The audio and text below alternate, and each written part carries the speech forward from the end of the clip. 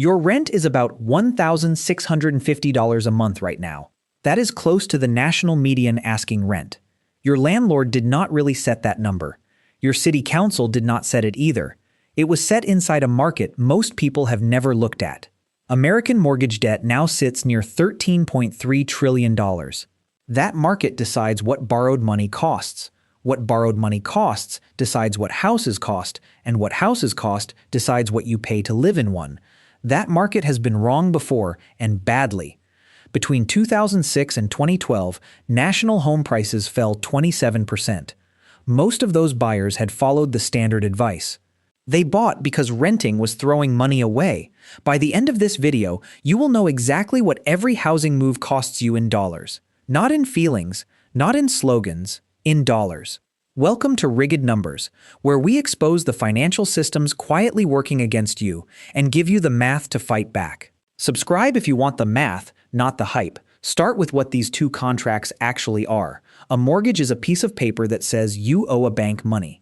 The house is the collateral. Stop paying, and the bank takes the house. A lease is a piece of paper that says you pay to occupy space. Both are contracts. Neither one is a moral position. Nobody is winning at life because of which paper they signed. Housing math is not complicated. What makes it expensive is the scale. The total value of American homes is around $49.6 trillion. That is roughly 1.5 times what the country produces in a year. Numbers that large hide small mistakes very well. So here is the single rule this entire video runs on. Only unrecoverable costs matter. Compare the money that leaves and never comes back, on both sides. Now the same rule, said backwards. A payment is not a cost. The part of the payment you never get back is the cost. Rent is the easy side. Every dollar of rent is unrecoverable. It is 100% gone. Most people stop there and declare renting the loser. That is the mistake, because owning has unrecoverable costs too. Mortgage interest is gone. Property tax is gone. Homeowner's insurance is gone. Maintenance is gone. Closing costs are gone. Realtor commissions are gone. And the cash sitting in your down payment is not earning anything else. That lost return is a real cost, even though nobody bills you for it. Here is why that matters. Your down payment is not stored inside the house. It is deployed there. It could have been earning a return somewhere else. Ignoring that is like calling a loan free, because the payment is automatic. The cost is real. It simply never appears on a statement. Only one part of your payment comes back to you. That part is principal. Watch how small it is at the start. Take a $400,000 house with 20% down. That is $80,000 down and a $320,000 loan. At 6.5% on a 30-year fixed, the payment is $2,023 a month. In month one, $1,733 of that payment is interest. Exactly $289 goes to principal. So 86% of your first payment left the same way rent leaves. You did not buy equity that month. You rented money from a bank. Across the full 30 years, that loan costs $408,000 in interest alone. You borrowed $320,000 and you will hand back $728,000. That is the rule on one loan in one sentence. Every disaster in the rest of this video is that rule operating at a larger scale. Consider Ryan. He is 33. He rents a 2-bedroom for $1,650 and pays $20 for renter's insurance. His unrecoverable housing cost is $1,670 a month. That is the entire list. There is nothing else. He has $92,000 saved, and he is looking at that same $400,000 house. Let us price his baseline at 6.5%. Interest in year one averages about $1,725 a month. Property tax at 1.1% is $4,400 a year, or $367 a month. Homeowner's insurance runs $2,100 a year, or $175 a month. Maintenance at 1% of the price is $4,000 a year, or $333 a month. His $80,000 down payment would earn about 4.3% in treasuries. That is $3,440 a year he gives up, or $287 a month. Add it up carefully. Ryan's unrecoverable cost of owning is about $2,895 a month. His unrecoverable cost of renting is $1,670. Owning costs him $1,225 more every month before he repairs a single thing. Over 5 years, that gap is $73,500 of pure difference. Now look at what he built in exchange. After 5 years of payments, Ryan has retired $20,400 of principal. He paid about $173,700 in total housing costs to build that $20,400. 12 cents of every dollar came back to him. Meanwhile, his tax bill and his premium do not sit still. Homeowners insurance rose roughly 24% nationally between 2021 and 2024. Rent rises too, of course. The difference is that a landlord absorbs the roof. Now scenario 2. Rates move from 6.5% to 7.25%. His payment goes from $2,023 to $2,183 a month. Lifetime interest goes from $408,000 to $466,000. He did not buy more house. He bought the identical house. Now scenario 3. Rates reach 8%. The payment is $2,348 a month. Lifetime interest is $525,000 on a $320,000 loan. That is $117,000 more than his baseline for the same 4 walls. Read that again. The house did not change. A number on a screen changed. Flip it around and it stings more. At 6.5%, a $2,023 payment buys Ryan a $320,000 loan. At 8%, that same payment buys about $276,000. His budget did not shrink. His buying power lost $44,000. Nobody called him. There was no negotiation and no signature. The bond market handed Ryan a $117,000 bill without ever sending him an invoice. You have heard the standard advice your whole life. Renting is throwing money away. Buying builds wealth. Get in as early as you can. Marry the house, date the rate. That advice was not stupid. It was written for a different set of numbers. Look at the people who followed it at the wrong moment. Buyers at the 2006 peak watched national prices fall 27% by 2012. That is the Case-Shiller National Index, not a forecast. A $400,000 house became a $292,000 house. The mortgage did not fall 27%. Loans do not care about your equity. More recently, buyers at the 2022 peak in Austin saw local prices drop about 20%. That was not 1929. That was a few years ago, in a city everyone was moving to. Here is what the slogan hides. Home equity is a savings account with a long lock and a 6% withdrawal fee. You cannot reach it without selling, borrowing against it, or paying an agent to find a buyer. The seatbelt only works if you never need to leave the car. And people leave the car constantly. Jobs move. Marriages change. Parents get sick. The plan lasts about as long as the job does. Then there is the cost nobody models. Roofs last about 20 years. Water heaters last about 12. Air conditioning systems last about 15. None of that appears in the mortgage calculator you used. One roof replacement runs $12,000 to $18,000. That is why the 1% maintenance figure exists. It is not pessimism. It is an average of things that break on a schedule. Zoom out for a second, because these numbers stop feeling real. In 2023, the share of median income needed to buy a median home hit its highest level since 1985. Not 2008, 1985. A generation of housing advice was written during the years in between. The advice outlived its inputs. That is the whole story of this video. So here is the number that separates winners from losers. It is the price-to-rent ratio. Take the price of the house. Divide it by 1 year of rent on a similar place. The old rule said buy under 15 and rent above 21. That old rule was correct when mortgage rates were 4%. At 4%, total unrecoverable ownership costs ran about 6.2% of the price per year. Flip that number over, and the break-even ratio lands near 16.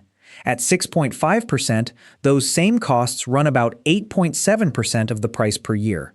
Flip that, and the break-even ratio is 11.5. The line did not shift slightly. It moved from 16 down to 11.5. That is what people mean when they say the old rules are broken. The rule was never wrong. Its inputs changed underneath it. Run Ryan's numbers through it. His $400,000 house divided by $19,800 of annual rent is 20.2.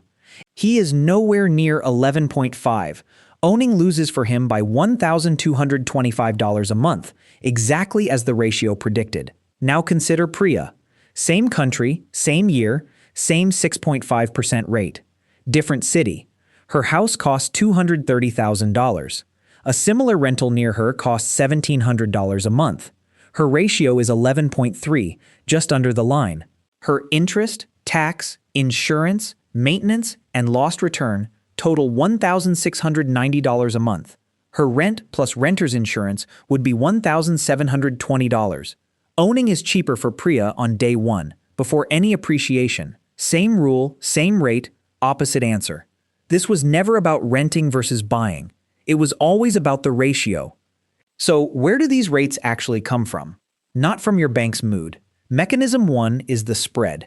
Your 30-year mortgage rate tracks the 10-year Treasury yield plus a margin. That margin is the spread. It pays lenders for risk and for early payoff. Historically, it runs about 1.7 percentage points. In recent years, it has run closer to 2.5. That difference is not academic. Put it on Ryan's loan. At 5.7%, his payment would be $1,857. At 6.5%, it is $2,023. That is $166 a month, and about $59,700 over the loan. Nobody voted on that. It is the price of uncertainty, billed straight to you. And it obeys the rule. A wider spread is 100% unrecoverable cost. Mechanism 2 is months of supply. It measures how long it would take to sell every listed home at the current pace. About 6 months is balanced. Under 4 favors sellers, above 7 favors buyers. It turns before prices turn, usually by 6 to 12 months. Prices are slow because sellers refuse to cut. Inventory is fast because inventory has no feelings. There is a wrinkle right now, and it matters. Millions of owners hold mortgages near 3%. Selling means giving that up for a rate near 6.5%. So they stay, listings stay low, and prices stay high. That is called lock-in, and it props up the price side of your ratio. Watch what that does to your rule. Low supply holds the price side high. High rates hold the unrecoverable side high. Both halves of your ratio get pushed the wrong way at once. That combination is unusual. In most cycles, one of the two gives way first. Mechanism 3 is the share of listings with a price cut. When that share climbs past 1 in 4, sellers are losing the argument. That is your negotiating window, and it opens months before the headlines notice. That figure is published monthly, and it is free. Track your own metro for 3 months. If price cuts and inventory rise together, sellers are about to move. If both fall, you have lost your leverage. This is not prediction, it is counting, done earlier than everyone else. Mechanism 4 is the one economists take most seriously. Edward Leamer studied 10 post-war American recessions.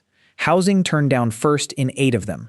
His paper argued that housing is essentially the business cycle. Residential construction is a small slice of output, about 4% of GDP. But it moves first, it moves hard, and it drags the rest along. 8 out of 10 is a better record than most forecasters on television. And it works for one reason. When money costs more, unrecoverable costs rise first. Buyers disappear, builders stop, and everyone else finds out later. So what do you actually do this week? Action 1.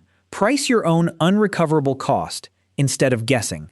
Take the real price of the real house you would buy. Multiply it by 8.7%. Divide by 12. That is roughly your monthly unrecoverable cost at today's rates. Then take your rent and add renter's insurance. Compare those two numbers side by side. If the ownership number is bigger, owning is the more expensive way to live right now. Action 2. Calculate your price-to-rent ratio. Price divided by 12 months of rent on a similar place. Under 11.5, today's math favors buying. Above 15, it clearly does not. Between them, your time horizon decides. Look up your own metro on the Fred database. It takes 4 minutes. One caution on that ratio. Compare like with like. A 3-bedroom house against a studio apartment is not a comparison. Use the rent on a home you would actually accept. Otherwise, the ratio flatters whichever answer you already wanted. Action 3. Check the spread yourself before you lock anything. Find the 10-year Treasury yield and the average 30-year mortgage rate. Subtract one from the other. If that gap is above 2.2 points, lenders are charging extra for uncertainty. Ask the seller to fund a rate buydown instead of cutting the price. On Ryan's loan, 1 point of rate is worth $215 a month. A price cut of $10,000 is worth about $63 a month. Ask for the version that is worth more. Action 4. If you rent, automate the difference immediately. This is where renters actually lose. Renting only wins if the gap gets invested. Otherwise, the gap just gets spent. Set the transfer for the same day your rent leaves. Then forget the account exists. Return to Ryan. 5 years, 2 paths, 1 person. He buys. At 3% annual appreciation, the house is worth $463,700. He still owes $299,600 on it. Selling costs take about $32,500 off the top. He walks away with roughly $131,700 in cash. Now the other path. He rents, and his $92,000 stays invested at 6%. That grows to about $123,000.